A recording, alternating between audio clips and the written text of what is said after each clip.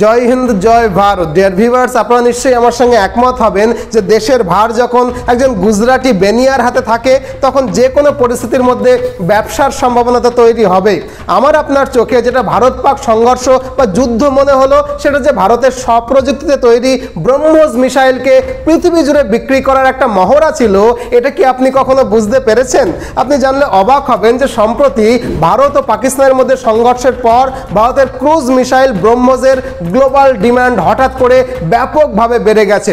অর্থাৎ পাকিস্তানের ওপরে ব্রহ্মোস মিসাইলের হানার পেছনে যে একটা সুচিন্তিত ব্যবসায়িক পরিকল্পনা কাজ করেছে এটা কিন্তু আমরা কখনোই বুঝতে পারিনি, এখন এসে বুঝতে পারছি। আসলে ভারত পাক সংঘর্ষে ভারত পাকিস্তানের অভ্যন্তরে সন্ত্রাসবাদী ঘাঁটিগুলোকে সঠিক লক্ষ্যে আঘাত হানতে সক্ষম হয়েছিল। এর মধ্যে অনেক আঘাত পাকিস্তানের বিমান ঘাঁটিতেও কিন্তু করা হয়, সেখানে ব্রহ্মোস মিসাইলকে ব্যবহার করা হয়েছিল। এই নিখুঁত সফলতা থেকে বিশ্বব্যাপী এই মিসাইলের ক্ষমতা এবং কার্যকারিতা ব্যাপকভাবে স্বীকৃতি পেয়েছে, যার প্রত্যক্ষ ফল হিসাবে বিশ্বব্যাপী ব্রহ্মোসের চাহিদা কিন্তু ক্রমশ বাড়ছে। ब्रह्मोस मिसाइल क्या होती है, अभी आपने ऑपरेशन सिंदूर के अंदर इस मिसाइल के पराक्रम की एक झलक देखी होगी, और नहीं देखी होगी तो कम से कम पाकिस्तान वालों से पूछ लेना चाहिए कि ब्रह्मोस मिसाइल की ताकत क्या है। বিভিন্ন রিপোর্ট অনুযায়ী 15টির বেশি দেশ ব্রহ্মোস মিসাইল কেনার ব্যাপারে ভারতের কাছে অলরেডি দরবার শুরু করেছে এবং এই চাহিদাতে সাড়া দিয়ে অপারেশন সিঁদুরের পরপরই উত্তরপ্রদেশের লখনৌতে একটা নতুন ইউনিট খোলা হয়েছে, যেখানে যোগী আদিত্যনাথ 300 কোটি টাকার বেশি বিনিয়োগ করে একটা প্ল্যান্ট চালু করেছেন, যে প্ল্যান্টে ব্রহ্মোস মিসাইলের উৎপাদন শুরু হলে এখান থেকেই কিন্তু আগামীতে 15টা দেশে ব্রহ্মোস মিসাইলের রপ্তানি হবে। আর তাই আজকের এই ভিডিওটাতে আমরা আলোচনা করব যে ব্রহ্মোস মিসাইল কি, এটা কিভাবে কাজ করে এবং এই মিসাইল বিক্রির মাধ্যমে ভারত কিভাবে বিলিয়ন ডলারের বিজনেস করবে, and how India is becoming the next export hub of global arms and weapons. So let's start from the beginning. তবে তার আগে একটা ছোট্ট ঘোষণা, এই ভিডিওর শেষে আমরা আমাদের প্রতিষ্ঠান মিশন MBBS কলকাতা সম্পর্কে কথা বলবো। যদি আপনি আপনার ছেলে বা মেয়েকে অল্প খরচে বিদেশ থেকে ডাক্তারি পড়িয়ে আনার কথা ভাবেন, তাহলে আমরা আপনাকে student loan, visa, passport, medical কলেজে ভর্তি, হোস্টেল ব্যবস্থা এবং পড়াশোনা করার সময় যে কোনো সহায়তা প্রদানের ব্যাপারে হেল্প করতে পারি। আপনি চাইলে এই ভিডিওর শেষে বিস্তারিতভাবে জেনে নিতে পারেন অথবা ডেসক্রিপশনে দেওয়া নম্বরে যোগাযোগ করেও বিস্তারিত জানতে পারেন। চাইলে আমাদের অফিসে এসেও সরাসরি কথা বলতে পারেন, আর অন্য দর্শকরা চাইলে ভিডিওর শেষের ওই অংশটা স্কিপ করে যেতে পারেন। তো চলুন মূল আলোচনায় ফিরি। पाकिस्तान के एक जहाज को जिस मिसाइल ने निशाना बनाया था उस मिसाइल का नाम है ब्रह्मोस मिसाइल। ये मिसाइल अब लखनऊ में ही बनने वाली है। দেখুন, প্রথমেই আমরা আলোচনা করব যে ব্রহ্মোস মিসাইল আসলে কি। প্রকৃতপক্ষে ব্রহ্মোস সম্পূর্ণ ভারতীয় মিসাইল নয়, এটি রাশিয়ার P-800 অনিক্স মিসাইলের প্রযুক্তির উপরে ভিত্তি করে তৈরি। আসলে 1998 সালে ভারত এবং রাশিয়ার মধ্যে মিসাইল তৈরির জন্য একটা যৌথ উদ্যোগ স্বাক্ষরিত হয় এবং ওই উদ্যোগ বা চুক্তি অনুযায়ী ভারতের defence research and development organisation, যেটাকে বলা হয় DRDO, এবং রাশিয়ার NPOM এর যৌথ উদ্যোগে ব্রহ্মোস মিসাইল তৈরি হয়। যদিও নির্দিষ্ট কোনো ব্যক্তির নাম নেওয়া ঠিক হবে না, কিন্তু এই যৌথ উদ্যোগে ডক্টর APJ আব্দুল কালাম এবং রুশ বিজ্ঞানী গেরবার্ট EF রেফর্ম গুরুত্বপূর্ণ ভূমিকা পালন করেছেন বলে আমরা কিন্তু জানি। আর ব্রহ্মোস মিসাইলের নামকরণ করা হয়েছে ভারতের ব্রহ্মপুত্র নদ আর রাশিয়ার মস্কোভা নদী, এই দুই নদীর নাম মিলিয়ে। সুতরাং ব্রহ্মোস নামটি হলো ভারত এবং রাশিয়ার সহযোগিতার প্রতীক। তাই একথা অস্বীকার করা যায় না যে মিসাইল নির্মাণে ব্যবহৃত অধিকাংশ প্রযুক্তি, যেমন গাইডেন্স সিস্টেম এবং অন্যান্য গুরুত্বপূর্ণ উপাদান রাশিয়া থেকেই আনা হয়েছিল।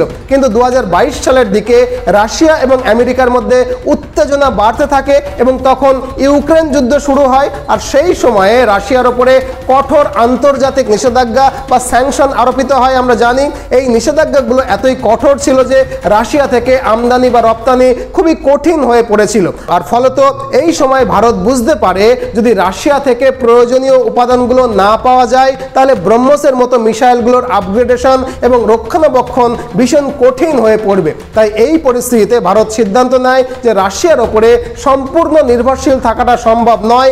সামান্য পরিমাণে বাণিজ্য চালানো যেতে পারে, কিন্তু প্রতিরক্ষা প্রযুক্তির জন্য পুরোপুরি তাদের ওপরে নির্ভর করাটা ভীষণ ঝুঁকির ব্যাপার হয়ে যাবে। আর তাই ভারত এই সংকটকে একটা সুযোগে পরিণত করতে শুরু করে। সেই সময় প্রধানমন্ত্রী নরেন্দ্র মোদী প্রযুক্তি গবেষণায় বিরাট পরিমাণে অর্থের বিনিয়োগ করার পর 2 বছরের মধ্যে মানে 2024-এর মধ্যেই ভারত স্বপ্রযুক্তিতে ব্রহ্মোস মিসাইল নির্মাণে সক্ষম হয়ে যায়। আর তারপরে 2024-এর শেষের দিক থেকে ভারত সুযোগ খুঁজছিল যুদ্ধক্ষেত্রে আমাদের স্বপ্রযুক্তিতে তৈরি ব্রহ্মোস কতটা নিখুঁতভাবে কাজ করে সেইটা দেখার।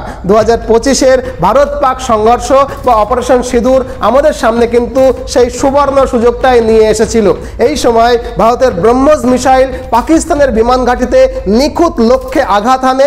ব্রহ্মোস মিসাইলের এই সফলতা থেকেই বিশ্বব্যাপী এই মিসাইলের ক্ষমতা এবং কার্যকারিতা ব্যাপকভাবে স্বীকৃতি পায়। আর এর প্রত্যক্ষ ফল হিসাবে বিশ্বব্যাপী ব্রহ্মোসের চাহিদা ক্রমশ বাড়তে শুরু করে। বিভিন্ন রিপোর্ট অনুযায়ী 15টির বেশি দেশ এখন ব্রহ্মোস মিসাইল কেনার ব্যাপারে ভারতের কাছে দরবার করতে শুরু করেছে। আর এখন আজকের দিনে বিশ্বের মধ্যে হাতে গোনা কয়েকটা দেশ প্রতিরক্ষা প্রযুক্তি এবং অস্ত্র রপ্তানি করে, যেমন আমেরিকা, চীন, রাশিয়া এবং ফ্রান্স। আর এই তালিকায় এখন ভারতের নাম সংযোজিত হয়েছে। অর্থাৎ ভারত এখন আন্তর্জাতিক প্রতিরক্ষা বাজারে সক্রিয় ভূমিকা পালন করছে। তবে মিসাইল বিক্রির ব্যাপারে ভারত ব্যবসায়িকভাবে বেশ খানিকটা এগিয়ে আছে, কারণ বিশ্বের সব দেশ ক্রুজ মিসাইল রপ্তানি করে না। কেন সেটা বলছি, তার আগে গতি অনুযায়ী মিসাইলের ক্লাসিফিকেশন কিভাবে করা হয় এটা একটু জেনে নিয়ে চলুন। দেখুন, মিসাইল প্রধানত 3 ধরনের হয়। এক হচ্ছে সাবসোনিক, এগুলো শব্দের গতির চেয়ে ধীর গতিসম্পন্ন মিসাইল। 2 হচ্ছে সুপারসোনিক, এগুলো শব্দের চেয়ে দ্রুতগামী মিসাইল। আর 3 হলো হাইপারসোনিক, এগুলো সুপারসোনিক মিসাইলের থেকেও অনেক বেশি দ্রুতগামী মিসাইল। এখন আমেরিকা ও চীন এই 2 দেশের কাছেই হাইপারসোনিক মিসাইল রয়েছে। তারা সাধারণত তাদের সাবসোনিক মিসাইল রপ্তানি করে, কিন্তু সুপারসোনিক এবং হাইপারসোনিক মিসাইল অন্য কাউকে বিক্রি করে না। এর কারণ হলো আমেরিকা এবং চীনের মধ্যে এখন এক ধরনের প্রযুক্তি যুদ্ধ চলছে। তারা কেউই চায় না তাদের উন্নত প্রযুক্তি অন্য কারোর হাতে চলে যাক। বিশেষ করে আমেরিকা তো চাই না, কারণ চীন কিন্তু নকল করতে ওস্তাদ। যে কোনো প্রযুক্তি খুব দ্রুত নকল করে ফেলে চীন, আর এজন্যই আমেরিকা একটু বিশেষভাবে সতর্ক। আর রাশিয়ার কথা যদি বলি, রাশিয়ার কাছে আগে থেকেই কিছু সুপারসোনিক মিসাইল ছিল, যেমন P-800, কিন্তু রাশিয়ার ওপরে আন্তর্জাতিক নিষেধাজ্ঞার কারণে অন্যান্য দেশ রাশিয়ার কাছ থেকে মিসাইল কেনা বন্ধ করেছে। ফলে বিশ্বব্যাপী সুপারসোনিক মিসাইল সরবরাহের ক্ষেত্রে একটা শূন্যতা দেখা দিয়েছে। তাছাড়া সাবসোনিক মিসাইলগুলো আজকাল অধিকাংশ দেশই পছন্দ করে না, কারণ এদের গতি কম হওয়ার জন্য শত্রুর প্রতিরক্ষা ব্যবস্থা সহজেই কিন্তু এগুলোকে আটকে দেয় বা প্রতিহত করে ফেলে। ধরুন, কোনো দেশ মিসাইল ছুড়ে দিল, কিন্তু যদি সামনের দেশের উন্নত প্রতিরক্ষা ব্যবস্থা থাকে তাহলে তারা এই মিসাইলকে আকাশেই ধ্বংস করে দিতে সক্ষম হবে। তাই এখন অনেক দেশ সুপারসোনিক বা হাইপারসোনিক মিসাইলের দিকে ঝুঁকছে, কারণ এগুলোকে প্রতিহত করা বেশ কঠিন একটা কাজ। ব্রহ্মোস মিসাইল খুব দ্রুত গতিতে লক্ষ্য বস্তুতে আঘাত হানতে পারে। এবারও ভারত পাক সংঘর্ষের সময় ভারত নিখুঁত লক্ষ্যে প্রেসাইজ আক্রমণ চালিয়েছে, এবং এই প্রেসাইজ অ্যাটাকের ভিডিও কিন্তু তারা সরকারিভাবে প্রকাশ করেছে। অবশ্যই প্রেসাইজ অ্যাটাকের মাধ্যমে ভারত দেখাতে চেয়েছিল যে মিসাইলের নিশানা শুধুমাত্র সন্ত্রাসবাদী শিবির ছিল, অর্থাৎ পাকিস্তানি সেনাবাহিনী বা সাধারণ নাগরিককে আমরা টার্গেট করিনি। তাছাড়া পাকিস্তানও দাবি করেছে যে তাদের এয়ার ডিফেন্স সিস্টেম রয়েছে, কিন্তু ব্রহ্মোসের মতো উচ্চ গতির ক্রুজ মিসাইল ইন্টারসেপ্ট করা সহজ নয়। এটা সঠিক লক্ষ্য বস্তুতে গিয়ে আক্রমণ চালিয়েছে, মানে পাকিস্তান নিজেও আমাদের ব্রহ্মোস মিসাইলের অ্যাডভার্টাইজমেন্ট করে দিয়েছে। যাই হোক, যেটা বলছিলাম, বর্তমানে চীন এবং আমেরিকা সুপারসোনিক মিসাইল রপ্তানি করে না এবং রাশিয়া করতে পারছে না। তাই ভারত এই সুযোগ কাজে লাগিয়ে ঘোষণা করেছে যে তারা সুপারসোনিক মিসাইলের আন্তর্জাতিক রপ্তানি করবে। তাছাড়া ব্রহ্মোস মিসাইল এখন ভারতীয় দেশীয় প্রযুক্তিতে তৈরি উন্নত র্যাডার সিস্টেম রয়েছে গাইডেন্স সিস্টেম, যার মধ্যে জিপিএস অন্তর্ভুক্ত। তাছাড়া ব্রহ্মসকে ফাইটার জেটের ওপরে বসানো যায়, নৌবাহিনীর জাহাজ থেকে লঞ্চ করা যায়, অথবা স্থল থেকে যে কোনো জায়গা থেকে কিন্তু লঞ্চ করা যায়। আবার ভারত এই মিসাইলকে এমনভাবে উন্নত করেছে যাতে এটা সাবমেরিন থেকেও অনায়াসে লঞ্চ করা সম্ভব।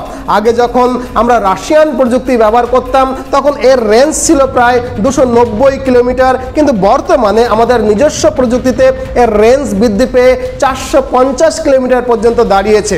ধীরে ধীরে এই রেঞ্জকে 800 কিলোমিটারের বেশি উন্নত করার জন্য কিন্তু পরীক্ষা নিরীক্ষা চলছে, যেখানে সফল হওয়ার সম্ভাবনাই কিন্তু বেশি। এখন প্রশ্ন হচ্ছে ভারত কেন এই মিসাইল রপ্তানি করছে? আমেরিকা ও চীন যেখানে তাদের নিজেদের সুপারসনিক মিসাইলকে গোপন রাখছে, সাধারণত কখনোই তারা পাবলিকলি রপ্তানি করছে না, তাহলে ভারত কি বোকা? এর উত্তর হলো একেবারেই নয়। ভারত প্রতিটা পদক্ষেপ খুব সতর্কতার সঙ্গে চিন্তা করে পরিকল্পনা অনুযায়ী করছে। যদি আমরা উপমহাদেশের বাস্তব পরিস্থিতির দিকে নজর দিই তাহলে দেখতে পাবো যে আগামী 10 বছরের মধ্যে ভারতের সামরিক ক্ষেত্রে যদি বড় কোনো সমস্যা হয় তাহলে সেটা করবে হয় পাকিস্তান, নয় করবে চীন। আর অন্য কোনো দেশের কাছ থেকে বড় কোনো হুমকি আপাতত দেখা যাচ্ছে না। এখন পাকিস্তানের কাছে এত পরিকাঠামো নেই যে তারা সুপারসনিক মিসাইল তৈরি করতে পারে। আর সুপারসনিক মিসাইল তো দূরের কথা, ছোটখাটো মিসাইল তৈরি করার টাকাও কিন্তু এই মুহূর্তে পাকিস্তানের কাছে নেই। তার বেশিরভাগ অস্ত্রশস্ত্রই বিদেশ থেকে আমদানি করা। আর এর ফলে যেহেতু তাদের বৈদেশিক মুদ্রার ভাণ্ডারও কমে যাচ্ছে, তাই কতদিন তারা এটা করতে পারবে এ বিষয়েও কিন্তু সন্দেহ রয়েছে। আর অন্যদিকে চীন ইতিমধ্যেই সুপারসনিক মিসাইল তৈরি করেছে এবং বর্তমানে হাইপারসনিক মিসাইল তৈরির কাজ করছে। অবশ্য আমরাও হাইপারসনিক মিসাইলের বিষয়ে পরীক্ষা নিরীক্ষা চালাচ্ছি, তাই আমাদের কোনো চিন্তার কারণ নেই যে আমাদের প্রযুক্তি কেউ চুরি করবে। পাকিস্তান চুরি করার বা মিসাইল বানানোর ক্ষমতা রাখে না, আর চীনের কাছে অলরেডি এই প্রযুক্তি রয়েছে, সেক্ষেত্রে চুরি করার তো কোনো চেষ্টা করবে বলে মনে হয় না। তাই এই বিষয়ে আমাদের সেই রকম কোনো উদ্বেগের কারণ নেই। অর্থাৎ অপারেশন সিঁদুর আমাদের সামনে একটা সোনালী সুযোগ তৈরি করেছিল, আর সেই সোনালী সুযোগকে আমরা সঠিকভাবে ব্যবহার করতে পেরেছি। আমরা ব্রহ্মোস ক্রুজ মিসাইল দিয়ে আক্রমণ করেছি, ভিডিও বানিয়ে বিশ্বকে দেখিয়েছি, আর এখন পৃথিবীর 15টা দেশের কাছ থেকে এটা বিক্রি করার জন্য অর্ডার পর্যন্ত পেয়েছি। আর তাই অপারেশন সিঁদুর সংঘর্ষের পরপরই উত্তরপ্রদেশের লখনৌতে একটা নতুন ইউনিট খোলা হয়েছে, যেখানে যোগী আদিত্যনাথ 300 কোটি টাকার বেশি বিনিয়োগে একটা প্ল্যান্ট চালু করার সুযোগ পেয়েছেন, যেখানে ব্রহ্মোস মিসাইলের উৎপাদন শুরু হবে। এবং এবছরের শেষের দিকেই অন্তত 15টা দেশে আমরা আমাদের ব্রহ্মোস মিসাইলকে রপ্তানি করতে শুরু করব। তবে আন্তর্জাতিক ভূ রাজনীতির বিশ্লেষক হিসাবে আমি একটা কথা বলতে চাইবো যে যখনই প্রতিরক্ষা রপ্তানির মানে ডিফেন্স এক্সপোর্টের বিষয়টা আসে না, তখন এটা কিন্তু শুধুমাত্র আর্থিক দিকই নয়, বরং আরও 2-3টে গুরুত্বপূর্ণ বিষয়ের সঙ্গে জড়িয়ে যায়। প্রথমত, আমরা এখনই ভূ রাজনৈতিক উত্তেজনার জাল থেকে তো সহজেই বেরোতে পারবো না, কারণ আমাদের এক পাশে রয়েছে চীন আর অন্য পাশে রয়েছে পাকিস্তান। এই জন্যই আমাদের ডিফেন্স সেক্টরকে ক্রমাগত আধুনিকরণ এবং উন্নতি তো এমনিতেই করতে হবে। আর তাই আমরা অস্ত্র কেনার বদলে সব প্রযুক্তিতে তৈরি করার ব্যাপারেই কিন্তু সচেষ্ট হচ্ছি। এতে আমাদের খরচ অনেক কম হবে, আর পাশাপাশি আমাদের ডিফেন্স প্রযুক্তি রপ্তানি করলেও কিন্তু আমাদের অর্থনীতি চাঙ্গা হবে। আর দ্বিতীয়ত, আমরা যখন ডিফেন্স রপ্তানি করব তখন সেই সব দেশের সঙ্গে আমাদের একটা দীর্ঘমেয়াদী জোট বা অ্যালায়েন্স গড়ে উঠবে, কারণ এই ধরনের চুক্তি কখনোই কয়েক দিনের জন্য হয় না বা কয়েক মাসের জন্য হয় না, 5 থেকে 10 বছরের একটা স্থায়ী চুক্তি হয়। আর এমন বন্ধুত্ব বা জোট ভারতের নিরাপত্তা এবং কূটনৈতিক ক্ষমতাকে বাড়াবে, এতে কিন্তু কোনো রকমের সন্দেহ নেই। তাই ভারত শুধু ব্রহ্মোস নয়, অন্যান্য অনেক প্রতিরক্ষা প্রযুক্তিতেও এখন কাজ করতে শুরু করেছে। বর্তমানে ভারত তার প্রতিরক্ষা বাজেটের 50% বেশি নিজস্ব প্রযুক্তির উদ্ভাবনের জন্য ব্যয় করছে। যেহেতু আমাদের আজকের ভারত আগামীর সুপার পাওয়ার, তাই শুধুমাত্র অর্থনৈতিক শক্তিতে নয়, উৎপাদনের শক্তিতেও কিন্তু আমাদের সুপার পাওয়ার হয়ে উঠতে হবে। আর সেই বিষয়ে কিন্তু আমরা সব রকমের চেষ্টা করছি। আশা করি সবটাকে আপনাদের বুঝিয়ে বলতে পারলাম। ভিডিওটা যদি ভালো লাগে নিশ্চয়ই একটা লাইক করতে ভুলবেন না। আর হ্যাঁ, শুরুতে যেটা বলছিলাম, আমাদের একটা প্রতিষ্ঠান রয়েছে মিশন MBBS কলকাতা, যেখানে অল্প খরচে আমরা ছাত্রছাত্রীদেরকে বিদেশ থেকে ডাক্তারি পড়িয়ে আনতে সহায়তা করি। আপনারা জানেন আজকের দিনে নিট পরীক্ষায় হাজার হাজার ছাত্রছাত্রী কোয়ালিফাই করে, কিন্তু সিটের অভাবে এদের বেশিরভাগই সরকারি কলেজে ভর্তি হতে পারে না। ফলত প্রচুর খরচ করে হলেও অনেকেই কিন্তু দেশের বেসরকারি মেডিকেল কলেজগুলোতে ভর্তি হতে বাধ্য হয়। তবে তুলনামূলকভাবে অনেক কম খরচেও যে বিদেশের মেডিকেল কলেজগুলো থেকে MBBS পাশ করে দেশে ফিরে আসা যায়, এটা কিন্তু অনেকেই জানে না, কারণ এরকম তথ্য বা যোগাযোগ কোনোটাই তাদের কাছে থাকে না। গত 15 বছরে আমরা 1000-এর বেশি ছাত্রছাত্রীকে বিদেশ থেকে ডাক্তারি পড়িয়ে আনতে সহায়তা করেছি এবং তারা দেশে ফিরে সফলভাবে বিভিন্ন হাসপাতালে প্রতিষ্ঠিত হয়েছে। আপনি চাইলে ডেসক্রিপশন বক্সে বা প্রথম কমেন্টে দেওয়া আমাদের ওয়েবসাইটের লিঙ্ক থেকে তাদের অভিজ্ঞতা এবং গুগল রিভিউ দেখতে পারেন। তাই আপনিও যদি আপনার ছেলে বা মেয়েকে বিদেশ থেকে ডাক্তারি পড়িয়ে আনার কথা ভাবেন, তাহলে বিস্তারিত জানতে আমাদের অফিসিয়াল ওয়েবসাইট ভিজিট করতে পারেন, বা চাইলে আমাদের অফিসে এসেও সরাসরি কথা বলতে পারেন। যোগাযোগের তথ্য এবং ঠিকানা ডেসক্রিপশনে এবং প্রথম কমেন্টে দেওয়া থাকলো। নতুন ভিডিও নিয়ে আবার দেখা হবে। ততদিনে ভালো থাকবেন, সুস্থ থাকবেন, সদা সর্বদা ভারতের পক্ষে থাকবেন। জয় হিন্দ, জয় ভারত।